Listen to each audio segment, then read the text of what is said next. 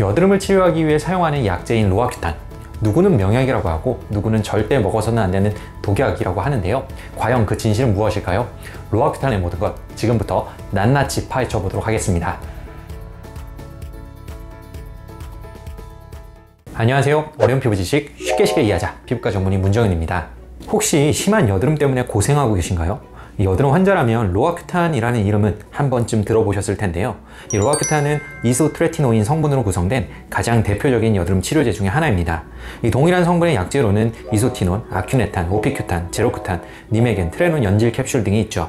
그런데 인터넷에 찾아보면 로아큐탄에 대한 여러 가지 소문이 떠돌아다닙니다. 이 여드름을 치료하는 명약이라는 이야기도 있고요. 이 반면 몸에 굉장히 위험하고 좋지 않다는 이야기도 많죠. 심지어 이 병원에 가서 약을 처방받으려고 해도 쉽게 처방해주는 병원이 있는 반면에 절대 처방해주지 않는 병원도 있습니다. 도대체 로아큐탄에 대한 진실은 무엇일까요?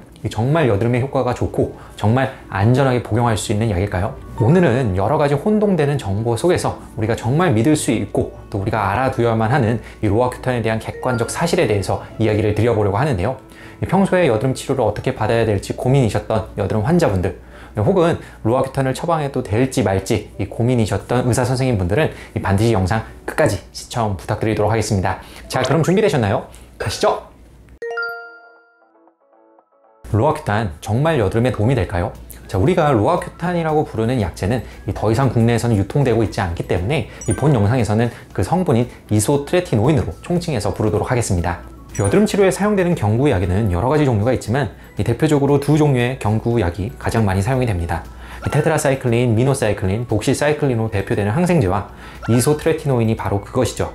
보통 경미한 여드름, 초기 여드름은 경구 항생제로 치료를 시작하는 경우가 많은데요. 하지만 경구 항생제로 효과가 미미하거나 중등도 이상의 여드름의 경우에는 이소트레티노인을 사용해 볼 수 있습니다. 유럽 피부과학회에서 발표한 여드름 치료 가이드라인에서도 경구항생제는 다른 성분과 복합해서 사용할 것을 권장하고 있고, 중증도가 높아질수록 이소트레티노인 처방을 권고하고 있죠. 여드름은 모공이 막히고 피지가 저류되고 여드름균이 증식하고 염증 반응이 생기면서 발생하는데요. 따라서 여드름 치료에 있어서 각각의 요소들을 억제하는 것이 매우 중요합니다. 그런데 이소트레티노인은 이 모든 과정, 모든 요소를 억제할 수 있는 유일한 약재입니다. 따라서 그만큼 효과가 강력할 수밖에 없고 중등도 이상의 여드름 치료에 사용해 볼 수 있는 것이죠.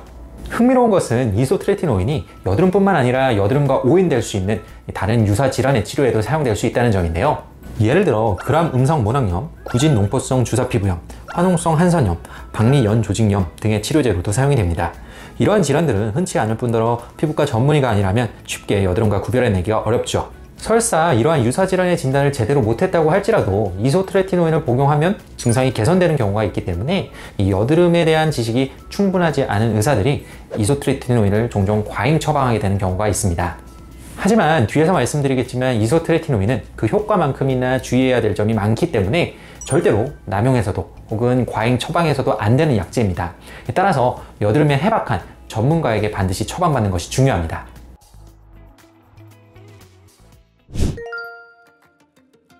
여드름의 중증도에 따라서 이소트레티노인의 복용법은 달라집니다. 적게는 수일에 한 알에서부터 많게는 하루에 3-4알까지도 복용하게 되는데요. 이 효과와 부작용의 정도를 잘 조율하기 위해서는 이소트레티노인에 대한 이해도가 충분한 병원에서 올바르게 처방받아 복용하는 게 중요하겠죠. 전 세계 피부과 의사들이 참고하는 교과서인 피츠패트릭스 더마톨로지에 따르면 여드름의 재발을 억제하기 위해서 총 누적 용량이 중요하다고 강조하고 있습니다. 총 120에서 150mg/kg 정도를 복용하라고 권고하는데요. 이는 70kg의 성인 남성이라면 8,400mg에서 1,500mg에 해당되는 양이고, 약의 알수로 따진다면 840에서 1,050알을 복용해야 한다는 뜻입니다. 하루에 한 알을 복용한다면 무려 2년 반에서 3년 정도를 복용해야 하고, 하루 2알을 복용한다면 그 절반의 기간이 필요하겠죠. 너무 오랜 기간이기 때문에 이 누적 용량을 다 채우기란 사실상 쉽지 않은데요.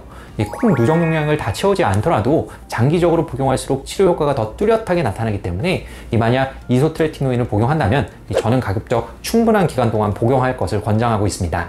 단 한 가지 알아둬야 될 사실은 약을 복용하면 바로 효과가 나타날 것이라 기대를 하지만 대부분의 경우는 약을 복용하고 최소 2주 이상 지나야 점진적으로 효과가 나타나게 됩니다. 오히려 약을 복용한 초기에는 여드름이 더 올라오는 경우도 있죠. 만약 이소트레티노인을 복용하고 나서 여드름이 더 심해졌다면 제가 이전에 올린 영상을 한번 참고해 주시면 좋겠습니다. 많은 분들이 이소트레티노인의 치료 효과는 인정하지만 복용이나 처방을 막상 꺼리게 되는 이유는 바로 부작용 때문입니다. 인터넷에서만 검색해봐도 아주 무시무시한 부작용 사례들을 찾아보실 수 있는데요. 피부가 쩍쩍 갈라진다, 임신을 못하게 된다, 간이 망가진다, 탈모가 생긴다 등등 진실인지 거짓인지 알 수 없는 여러 가지 괴담들이 떠돌아다니는 것을 볼 수 있습니다. 국내에서 가장 많이 유통되고 있는 이소트레티노인 약제인 이소티논의 약품 설명서를 보면 이와 관련하여 다양한 주의사항을 확인할 수 있습니다. 임산부 수유부 만 12세 미만에서는 처방 금기로 되어 있고요.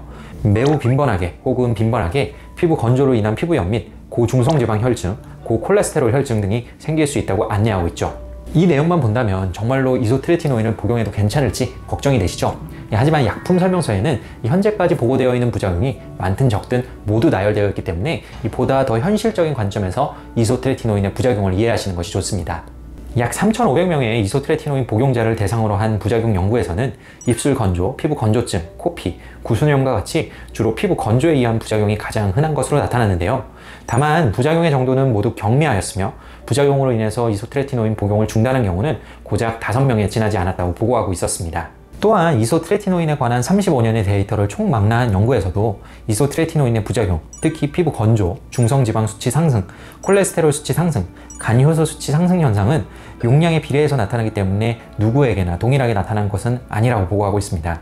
또한 이러한 수치들이 올라간다고 할지라도 고위험으로 여겨질 만큼 올라가는 경우는 극히 드물고 우리가 일반적으로 여드름 치료에서 복용하는 용량은 저용량이기 때문에 주기적인 혈액 검사로 모니터링을 한다면 안전한 복용이 가능하다고 언급하고 있죠.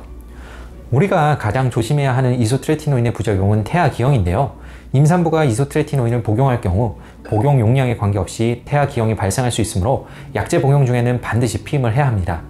약품 설명서에는 약물 복용 전후로 1개월까지 피임을 하도록 되어 있지만 저는 보다 안전한 임신을 위해서 3개월 정도 휴학 기간을 두고 임신할 것을 권장하고 있고요.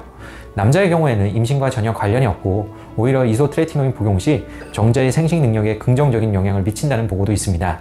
또 하나 많은 분들이 우려하는 부작용 중에 하나는 탈모인데요. 드물지만 이소트레티노인을 복용하고 나서 탈모가 생겼다는 경우를 종종 접하곤 합니다. 미국 FDA에서 1997년부터 2017년까지 20년 동안 이소트레티노인의 부작용으로 탈모가 생긴 케이스들을 분석한 연구에 따르면 총 932명에서 탈모가 생겼다고 하며 주로 10에서 20대에서 남성보다 여성에서 좀 더 빈번하게 생긴 것으로 나타났습니다. 탈모의 양상은 휴지기 탈모로 추정이 되는데요. 아직까지 명확한 기전이 밝혀지지 않았고 정말로 이소트레티노인에 의해 발생한 것인지 자연적인 탈모 현상에 의한 것인지 구분이 어렵기 때문에 둘 사이에 직접적인 인과관계를 입증하기에는 더 많은 데이터가 필요한 실정입니다. 자, 오늘은 이소트레티노인의 효과와 부작용에 대해서 한번 자세하게 이야기를 나눠보았는데요. 정리를 해보자면 이소트레티노인의 부작용은 굉장히 다양하고 또 많은 분들이 우려할 수밖에 없는 부분이 포함되어 있습니다. 하지만 대부분의 경우는 경미한 정도이고 또 충분히 예방과 대처가 가능합니다. 남용이나 부적절한 처방은 반드시 피해야 하지만 반대로 여드름 치료 경험이 풍부한 여드름 전문가에게 올바르게 처방받아 복용한다면 충분히 효과적이고 안전할 수 있는 여드름 치료제라고 생각을 합니다. 자, 오늘 내용이 유익하셨다면 구독과 좋아요 부탁드리고요. 지금까지 피부왕 정인의 원장 문정인이었습니다. 감사합니다.